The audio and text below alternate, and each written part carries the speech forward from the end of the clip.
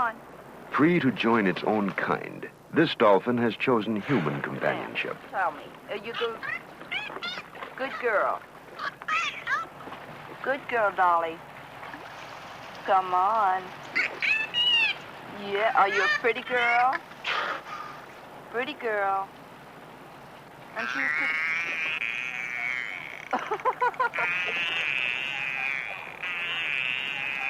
Well, I don't know what that was. Between Jean Asbury of Florida and this dolphin that came to visit and out of affection stayed, there is kinship and communication. Give Mommy a kiss. Oh, beautiful. Juicy but beautiful. You're a good girl.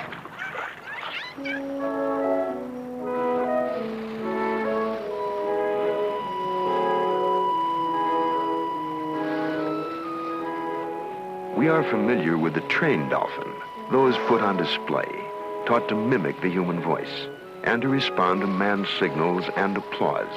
But there are great herds of dolphins still living in freedom, too swift to be easily observed. Little is known about the dolphin in the wild.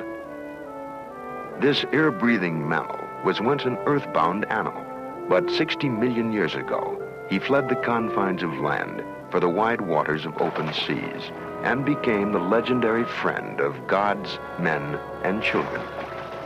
Now, in the dolphin's natural domain, Captain Cousteau and divers of Calypso would explore the continuing relationship between man and dolphin, a relationship that has inspired philosophers and poets from the beginning of recorded time.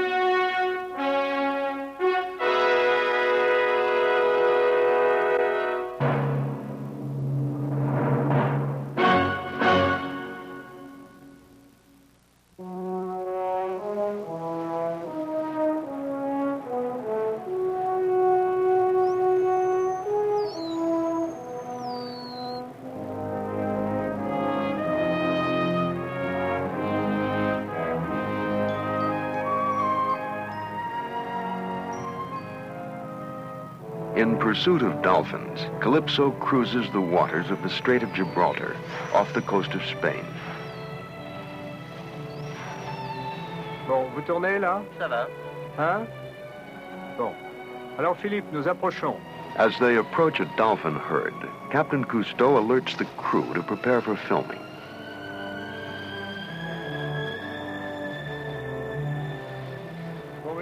Cousteau and diving supervisor Albert Falco also plan to collect a dolphin for study at sea.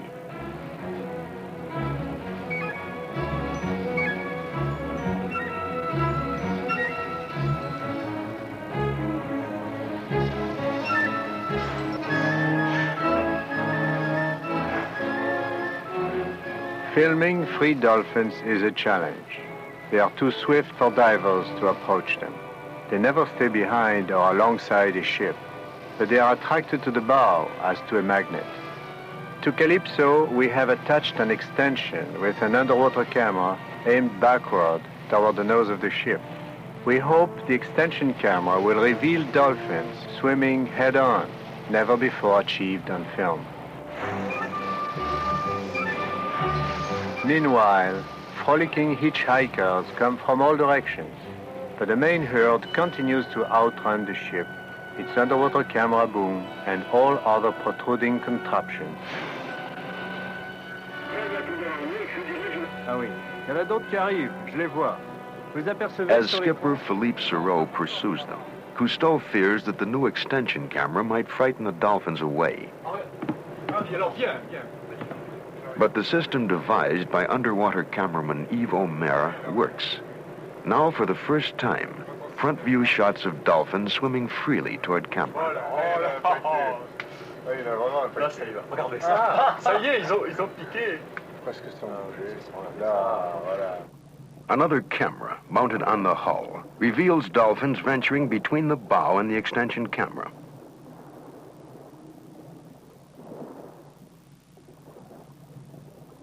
Now we can observe that the wise dolphin never swims straight ahead of the boat, but cautiously leans from side to side, ready to drop off if threatened.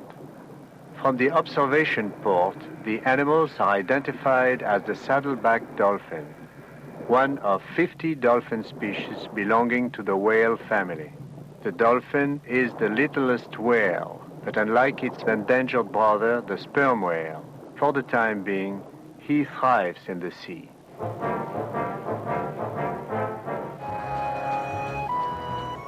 Ever since they guided the vessels of the earliest settlers to Crete, more than 3,000 years BC, dolphins have accompanied ships. Are they in quest of man's friendship, or do they merely come to play?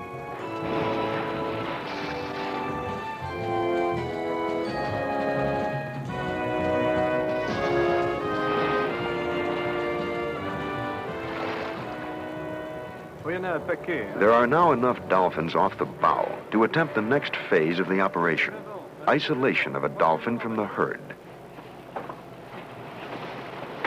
Falco is to be the captor.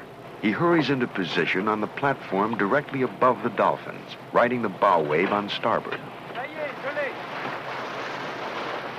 Hola, amène un peu.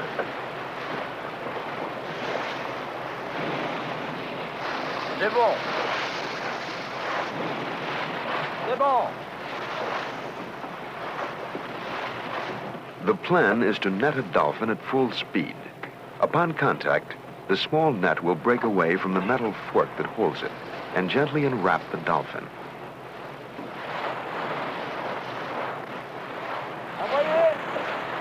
A buoy with a line attached is tossed to the crew in the Zodiac.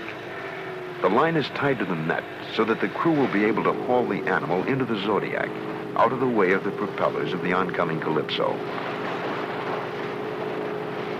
In the rising sea, the Zodiac has difficulty keeping up with its mothership. Zodiac de plage avant, vous pouvez y aller dès que vous êtes paré, on attend que vous là. C'est gros ça? Il est là, mais toujours là-bas à côté. Ça c'est trop petit. Dolphins generally cruise at 8 or 10 knots, but are capable of bursts of speed up to 35 miles an hour. Continually changing course, they are elusive targets. Falco must carefully pick his dolphin and throw the net immediately ahead of it so that he does not hit the dolphin with the net's metal fork.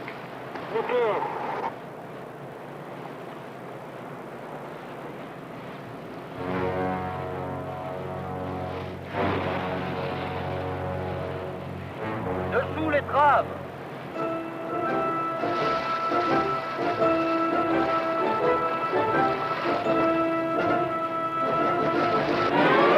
Voilà. It's a miss.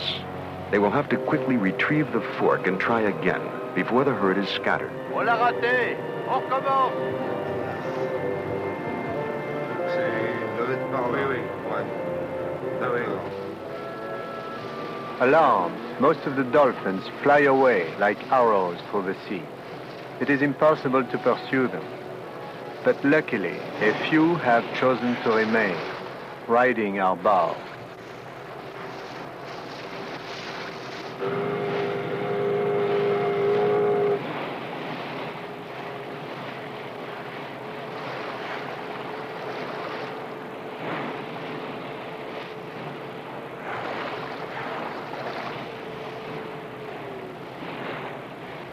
Et voilà.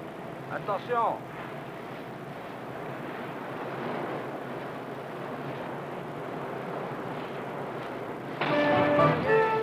The throw is good.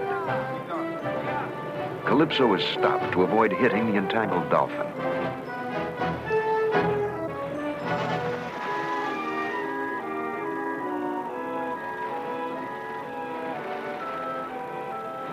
The catch is clean and harmless to the dolphin. It is now up to the men in the Zodiac to slowly haul in and calm this highly sensitive creature. Our dolphin is bewildered and gives up easily to man. In ancient times, it was believed that dolphins were once men. Within their talented flippers are all the bones of our human hands. And I wonder about her brain, as large as ours, and in some ways superior. We appear to be fundamentally equal, but can we ever communicate? Attention, doucement.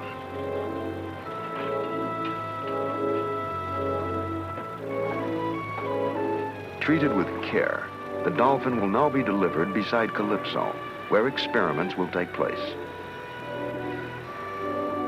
Our highly emotive dolphin has been catapulted from the exuberance of play to captivity.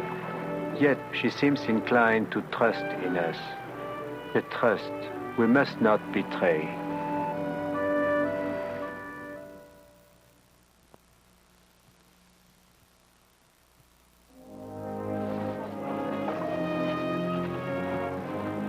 Men of the Calypso lower a specially designed pool. Instead of taking the dolphin to a laboratory's concrete tank, Captain Cousteau and scientists will conduct their experiments right here, in the dolphin's natural environment, the ocean of its origin. Albert Falco will be the dolphin's guide and companion in the pool. If it is to be receptive to experiments, Falco must win the trust of the dolphin, now in shock. Soft of voice and touch, Bernard Delamotte passes the inert body to Falco.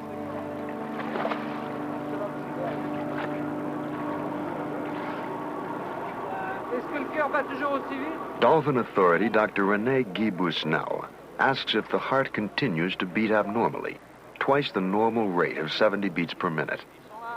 Falco says it has slowed down somewhat, as has the animal's breathing.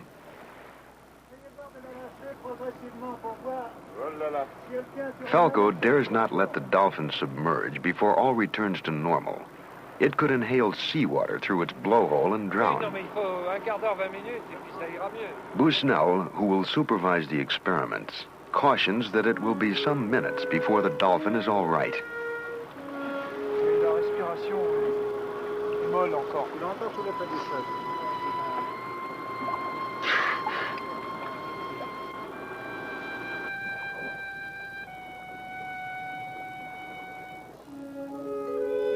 The dolphin we have detained is a young female, warm-blooded herself.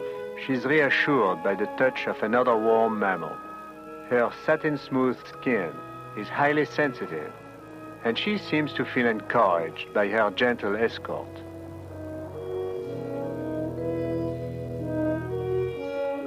Falco shows the dolphin the net, bright and quick to learn. Depending on both sight and sound, she surveys her environment as television cameras are installed to film dolphin echolocation. The dolphin does not attempt to jump the pool's barriers, perhaps fearing injury to her delicate skin.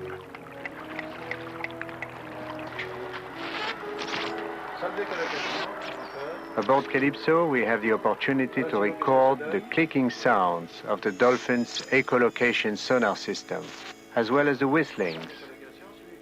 Analyzing the signals on an oscilloscope and matching these to television pictures of the animal, we are able to establish an audiovisual record of behavior patterns.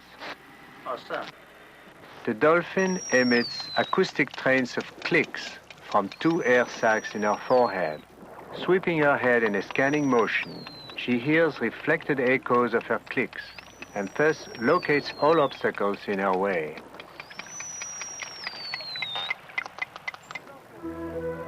On the second day, the dolphin's triangular pool is rigged with radar and with 3 hydrophones connected to antennas at each corner.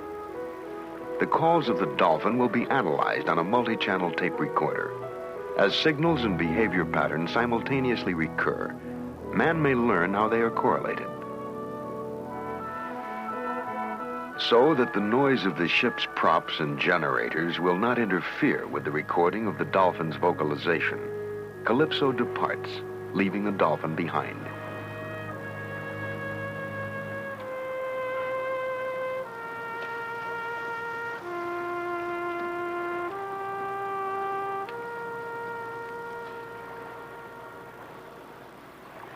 That evening, 4 miles away, Calypso radar and radio are in constant contact with the dolphin.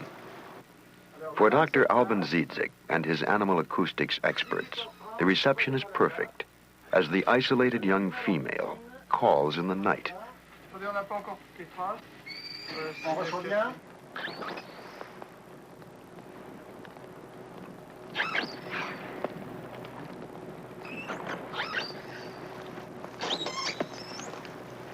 The men are struck by the consistency of the dolphin's vocalization and the emotional quality of her cries.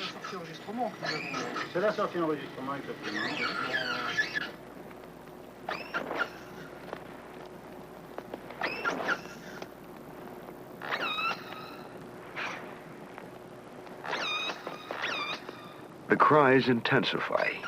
They are like those of a wounded animal.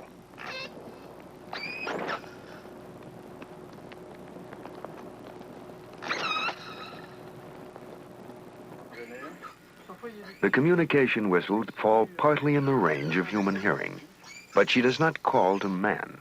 She is calling to her missing herd.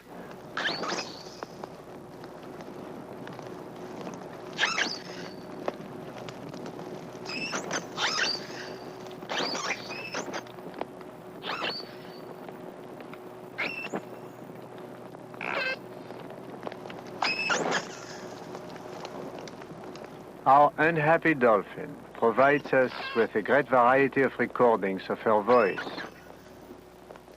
Her lonely calls will not go unheeded. At dawn, Calypso returns. After the dolphin's night of distress, Falco would comfort Babille, the talkative one, with small mackerel, her favorite food.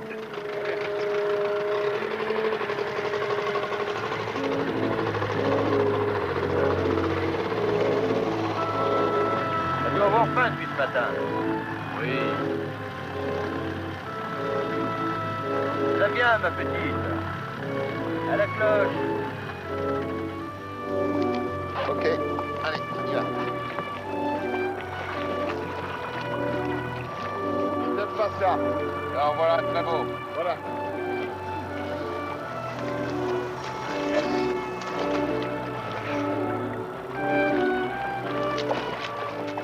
Simulating fish on the surface, Falco slaps the water to attract her, then tosses a mackerel. But she will not eat.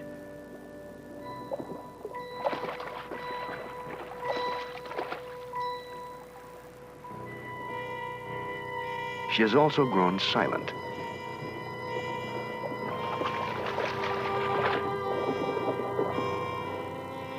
Although Falco continues his overtures, she repeatedly refuses food.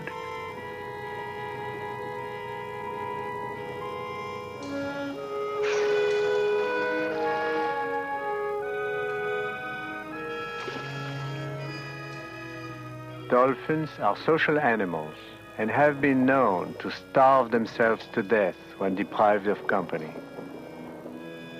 We will bring our lonely lady a male companion. Plans for the introduction of a companion dolphin are postponed as a storm gathers.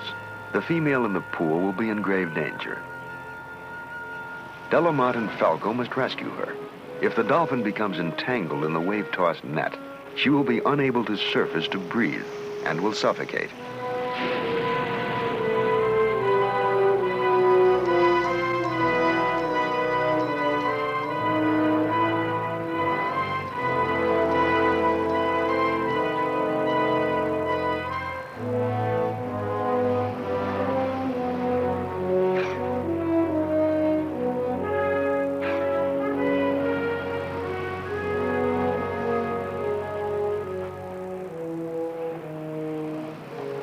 She is under stress and weakened from lack of food. They dare not turn her loose.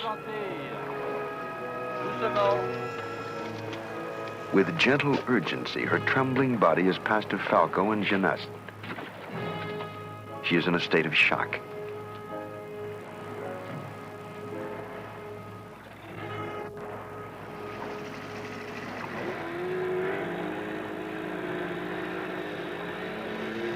litter is lowered from the stern of Calypso. The attempt to save the dolphin is a full-scale salvage operation.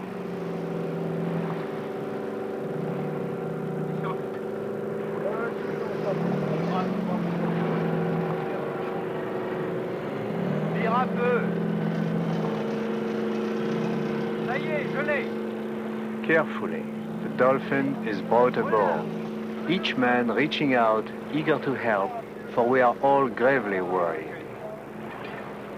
She will be cared for in the protection of the holding tank. Her labored breathing tells us she's a very sick dolphin.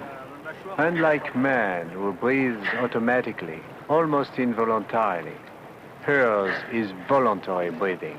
If she is allowed to slip into unconsciousness, she might stop breathing and die.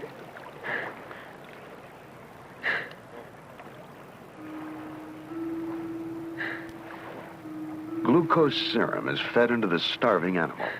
She is also dehydrated. Her fragile skin is kept wet to avoid cracking, and she is tranquilized by voice and touch. All through the night, the men of Calypso keep watch.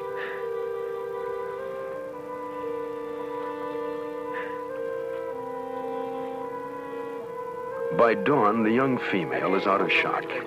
But now she must take solid food to survive. Falco and Delamotte are closest to her. They will patiently encourage her to eat. Allons, il faut manger. Tu es belle. Tu es belle, ma bille.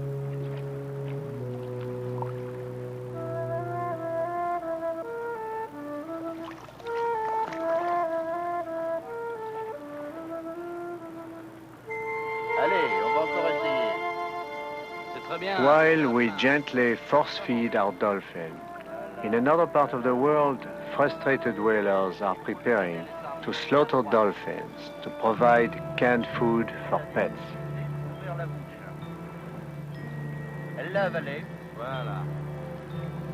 Bubby, lonely, dying dolphin, we have a boyfriend for you. You must eat. Voilà, c'est bien. Bravo, bravo.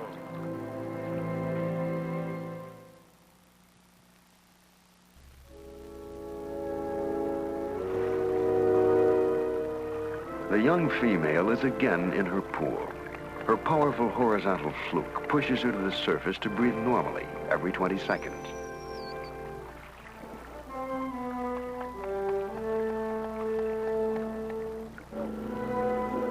According to plan, a young male is lowered into the pool to keep her company.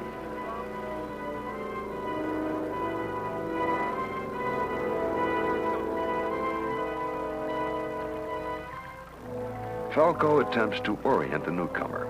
The female, who knows the net, intervenes to guide her companion around the pool herself, utilizing body contact and vocalization. Babille, the talkative one, long silent, has now fully recovered. There is a deep-seated maternal instinct in the female dolphin. Early Greeks and Romans knew this and called her species Delphis, meaning womb. After she mates, she will give birth to a single pup. She will push her newborn to the surface to breathe. This may be why dolphins have been reported since antiquity to push drowning children and sailors to the life-saving surface.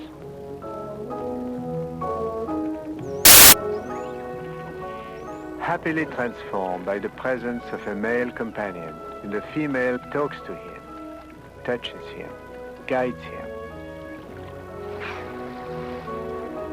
They swim side by side, their body movements in harmony.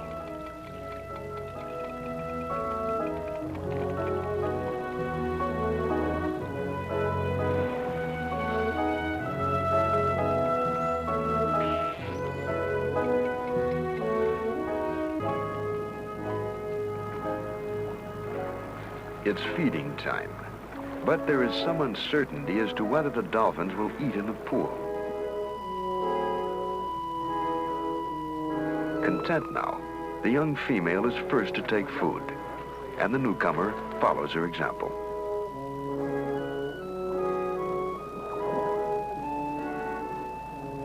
Falco pets Babille and prays.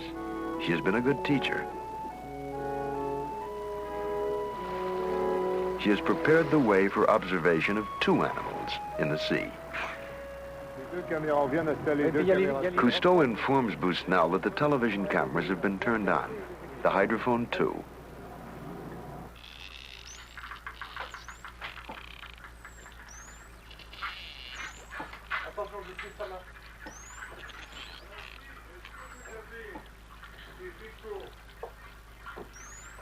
Oui, commandant, il y a beaucoup d'échos, d'écholocation et d'essoufflement. Bon, ben on va voir. Alors, you see our two animals swimming quietly in their prison. Oh, they look absolutely normal. Yes.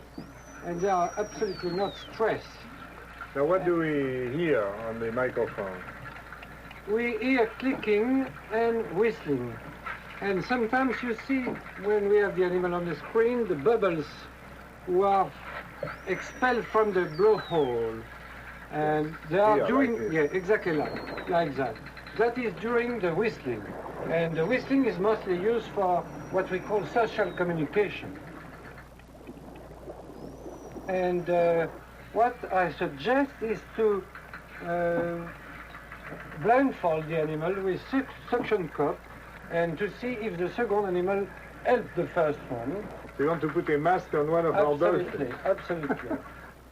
Soft plastic eye cups are placed on the young male. The divers are careful not to cover the life-sustaining blowhole. So the animal is now blind. And you can hear the clicking used for the echolocation. And it's like the sonar system. Now look at Bernard. Bernard is hardly holding him, and he's probably going to release him.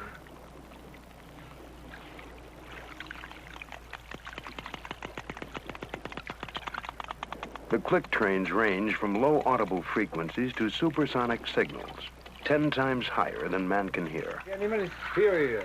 Yes. It's gone exactly as if he had nothing. The ears of the dolphin, once those of a hairy land animal, have been reduced through streamlining to tiny pinholes.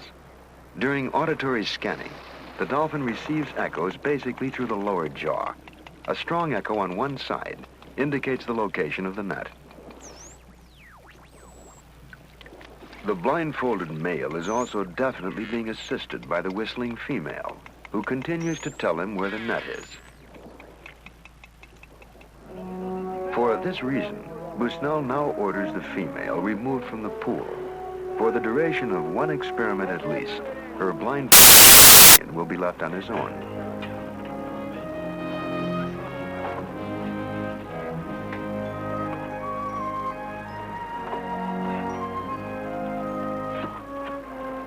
For an unusual test of dolphin sonar, spaced steel rods are lowered. The net with which the blindfolded dolphin is now familiar is cut and dropped to the bottom of the pool.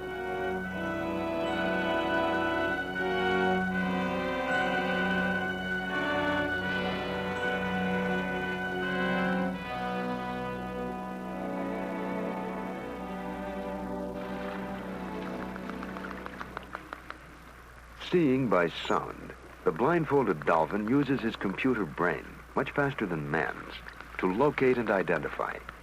Although he cannot see these steel rods, his sonar scans and locates them one by one. Since the dolphin's delicate skin is easily injured, he is reluctant to attempt escape by squeezing through the steel barriers he has discovered.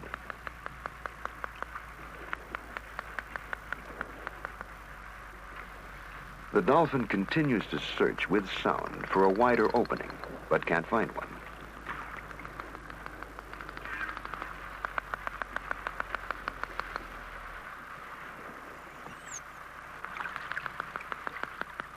It is these echoes in the underwater wilderness, the dolphin's sophisticated sonar, that has come to the aid of mankind. Thanks to dolphin research, in Birmingham, England, a blind man sees with his ears. He walks with confidence as ultrasonic spectacles radiate energy and echoes come back to both ears in two-channel sonar.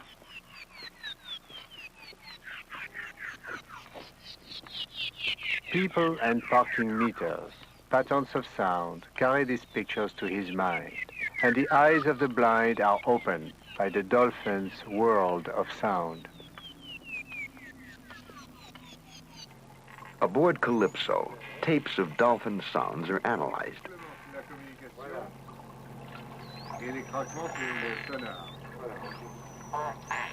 Dolphins communicate with each other by whistling. But are they capable of language, expressing abstract ideas through words or sounds? And will they ever talk to man? The dolphin has no vocal cords, so rather than train dolphins to mimic human words, it is suggested that the dolphin be taught a whistle language, a language more natural to the animal, like that used by the people studied and taped by Bushnell in the Canary Islands.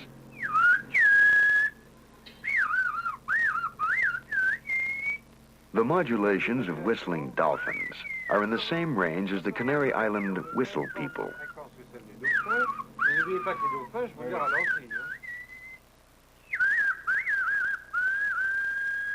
Across the steep volcanic cliffs of Gomara, language is not spoken, but whistled. The terrain is so precipitous that people of the Canary Islands converse with bird-like calls.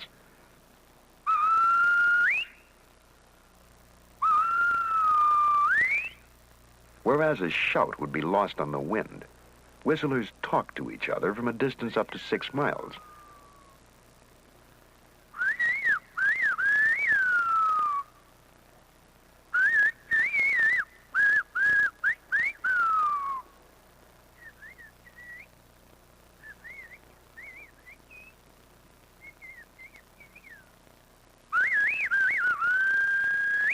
Servando in the village asks Alineo on the mountain to relay a message to his wife, Philomena. Alineo says he will, and turns to call to Philomena, a shepherdess tending sheep in the hills.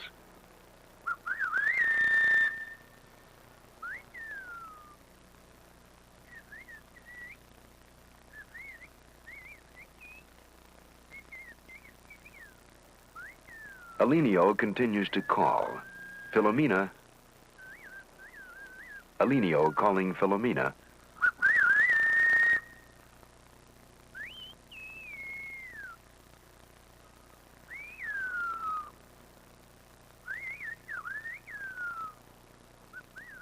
Alineo conveys the message. Her husband would like her to buy some bread on her way home this evening. In contrast to the female dolphin, this is a woman of few words. Human whistlers in conversation with dolphins. It is a fantastic dream.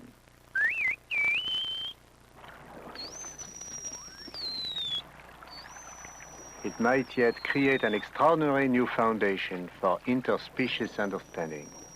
Today, as our young male and female are about to be returned to their herd, their whistling is social communication. Tomorrow, it may be language in the sea.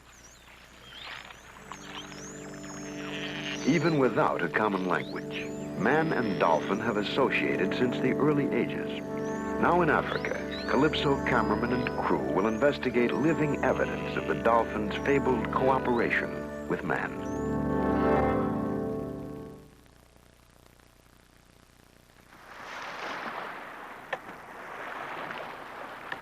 In Mauritania, northwest Africa, a sound of centuries, beckoning dolphins to the aid of man. From time immemorial, the fishermen of the Amragan tribe have been dependent upon dolphins to push migrating mullet into their nets. But this season, the fish are still far from shore, and the dolphins have not yet answered the call. Led by a marabou, a religious chief, the fishermen pray for the dolphins to come.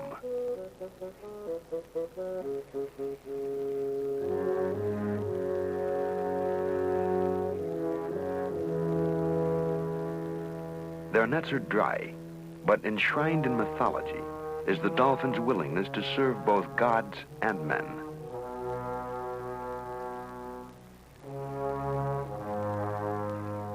The last dried mullet of a previous catch, dwindling food supply of families dependent solely upon the sea for subsistence. A fisherman walks in the shadow of starvation. Over this land, another shadow was until recently cast by man, that of slavery. Today, still, fishermen pay tribute to desert warriors, one fish for every 10 taken from the unpredictable sea. Now from the sea, not dolphin, but men of Calypso unexpectedly come to the fishermen's shores. About the year 70 AD, Pliny the Elder tells us how dolphins catch fish in partnership with human fishermen. Here, where the desert land meets the bountiful sea, we come to film what is left of that venerable report. As we seek the past, our hosts are suddenly confronted with the present.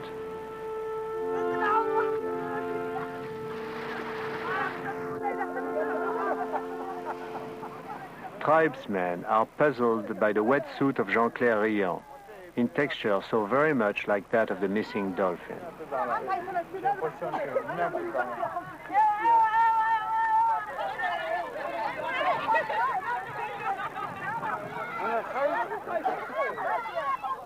In a mixed reception to Riant, some women and children display fear.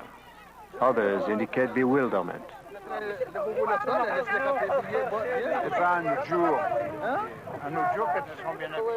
Our interpreter tells Riant the people are not so much afraid of him as they are curious, questioning whether or not he's a normal man.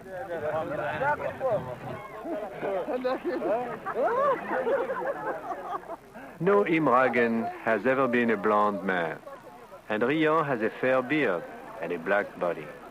Is Riant a real man or some kind of dolphin man?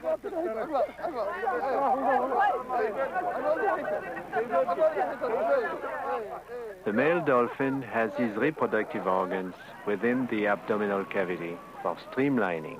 What about Riant? He has the beard of a man. What about the rest of him?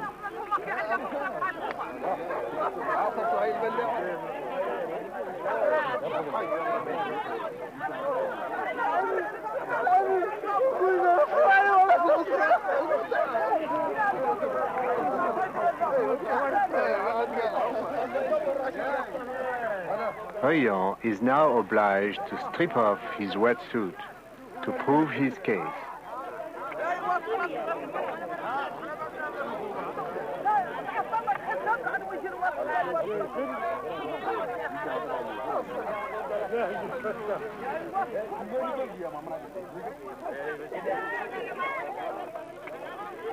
Riant is, after all, a mere mortal.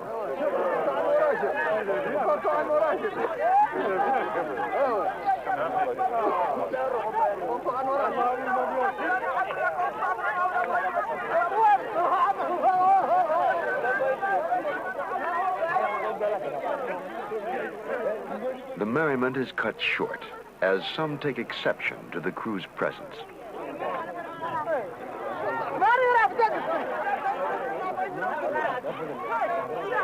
Some feel the presence of strangers might somehow continue to keep the dolphins away.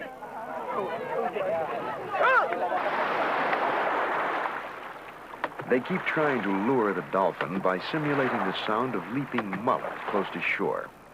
Changes in the color of the sea indicate mullet are still migrating. But where are the dolphins?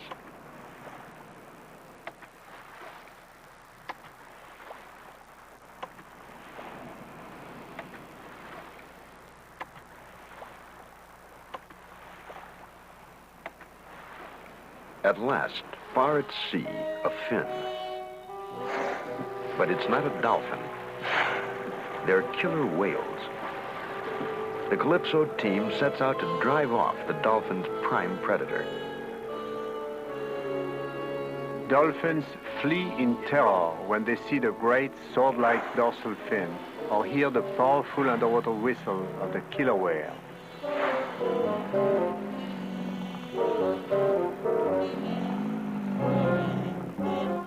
understand now why dolphins have not appeared. We know that before they can possibly show, this pack of their dangerous cousins must be turned away.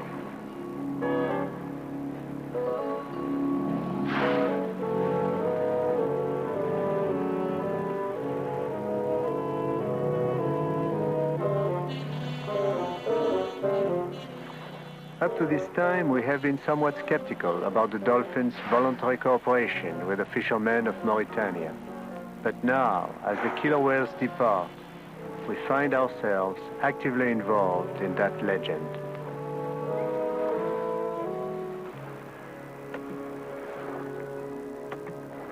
As the fishermen wait, they play desert chess on the sand with sticks and dried goat pellets. And wait.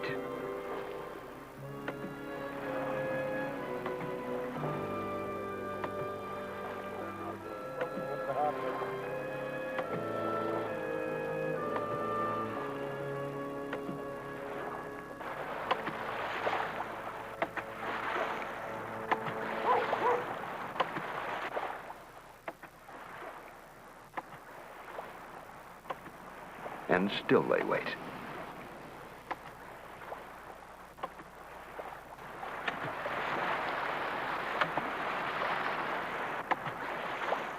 We too take turns calling the dolphins. In the words of Plutarch, the dolphin has no need of any man, yet is the friend of all men. To the dolphin alone has nature bestowed the gift of disinterested friendship.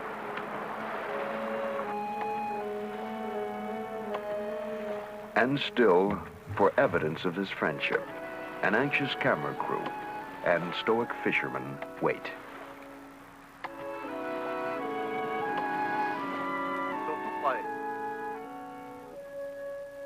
Suddenly, a dramatic color change out at sea. Dolphins at last, driving mullet before them. And on the wind is the sound of dolphins.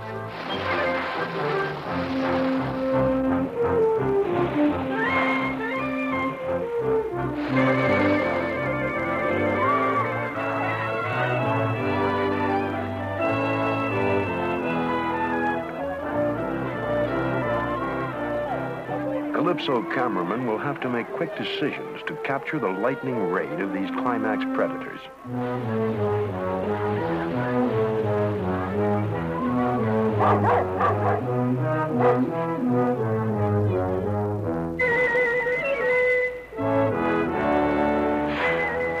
A dolphin turns a mullet around in its mouth, swallows it head first and whole. It is a mass migration upshore where the water boils with mullet.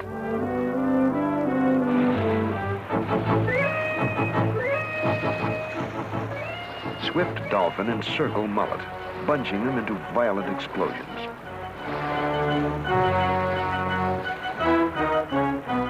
Busnel is amazed at their size and how close to shore they fish.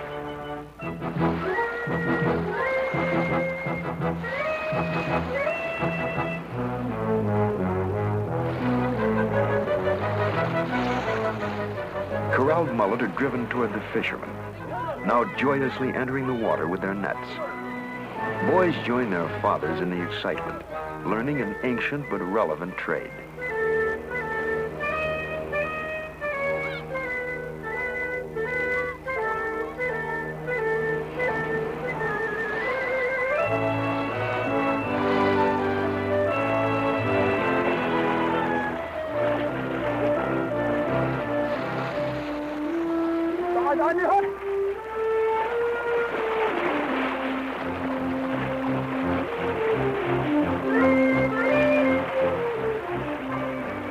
In murky water, dolphins cannot see.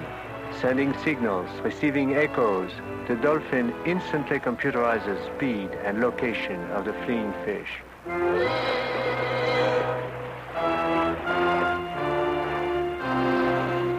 The hunting dolphins encircle and drive great schools of mullet into the fishermen's gill nets. Stretching their individual nets together, the men create a collective seine to entrap their frantic prey.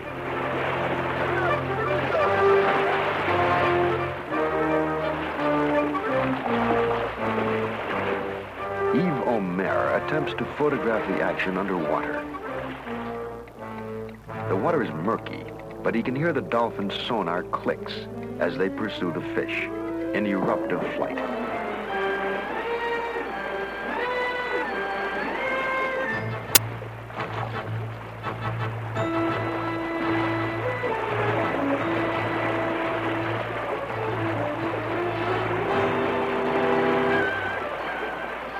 What is for man a vital windfall is for the dolphin a gluttonous orgy. As for the yellow mullet, trapped by these formidable allies, it is a pathetic ordeal. Yet their species is not in jeopardy, for 90% of them get away.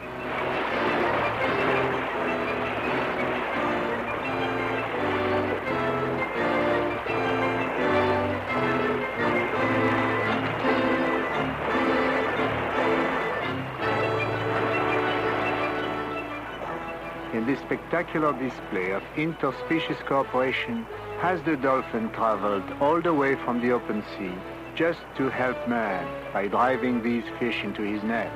Or is the dolphin actually using man and his nets in order to gather a gargantuan feast for himself? Plutarch's disinterested friendship between man and dolphin, like happy marriages, should not be overanalyzed. Rewarding enough in a good partnership if both sides get their share.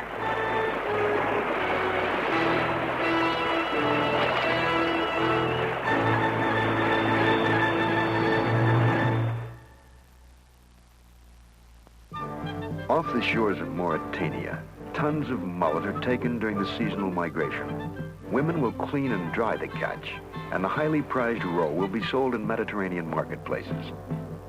For the fishermen who waited so long, gill nets are now heavy with harvest, thanks to the dolphins who answered their call.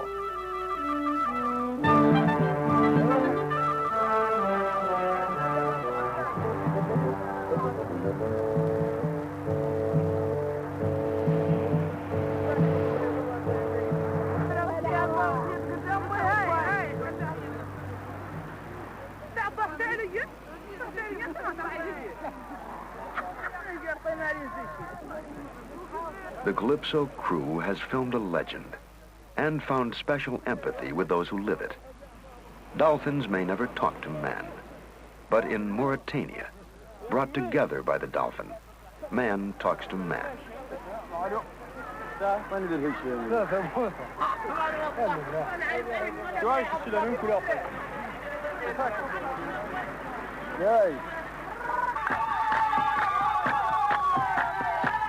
That night, the immigrants celebrate abundance brought by the dolphins.